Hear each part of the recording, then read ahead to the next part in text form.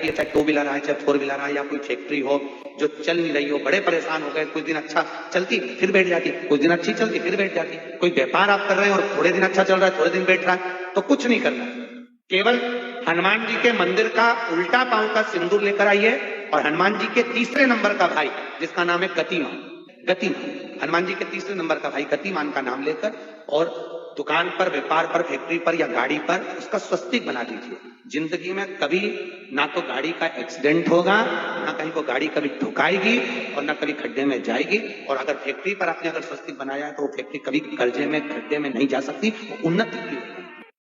महाराज रामचरितमानस पढ़िएगा, उसमें लिखा है कि जब रावण मरा तो राम को आशीर्वाद देने के लिए स्वर्ग से दशरथ जी भी आए। अब आप कहेंगे दशरथ जी तो मर गए थे ना, दशरथ जी स्वर्ग हमेशा जाया करते थे, वैसे ही आज स्वर्ग से वापस आए हैं अपने राम का दर्शन करने। और राम से कहा, राम तुमने पिता का नाम गर्व से ऊंचा किया है, जाओ, अभी मेरी 2000 साल उम्र बाकी थी बेटा, जाओ मैं अपनी उम्र तुम्हें देता हूँ। तब से ये कहावत चालू हो गई कि मेरी उम्र तुम्हें लग जाए 2000 साल।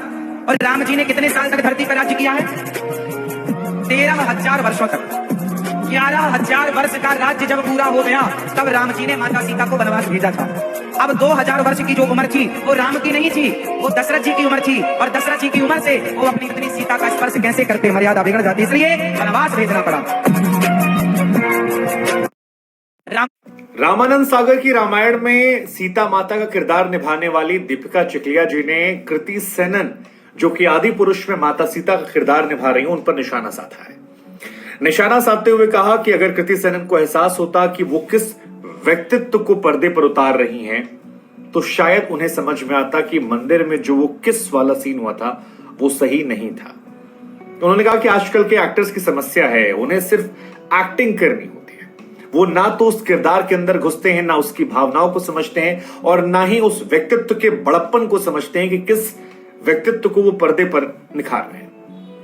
उन्होंने कहा कि अगर कृति सेनन को रत्ती भर एहसास होता कि वो सीता का रोल कर रही है, तो उन्हें उसकी अहमियत का अंदाजा होता, उन्हें अंदाजा होता कि दर्शक उनसे क्या उम्मीदें कर रहा है और कम से कम जब तक ये फिल्म चल रही है तब तक उन्हें कैसे समाज में संदेश देना है या कम से कम उस चरित्र को निभाना है ताकि लोगों की भावनाएं उससे आहत ना हो सके।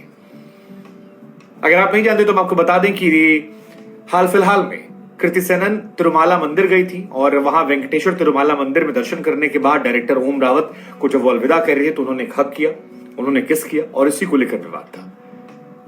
दीपिका का कहना है कि हमारे जमाने में जब हम वो रोल कर रहे थे तो हम हक करने से बचते थे, डरते थे, उस किरदार के व्यक्ति समझते हुए। किस करना बहुत दूर की बात है, हम समझते थे। हम आप रामा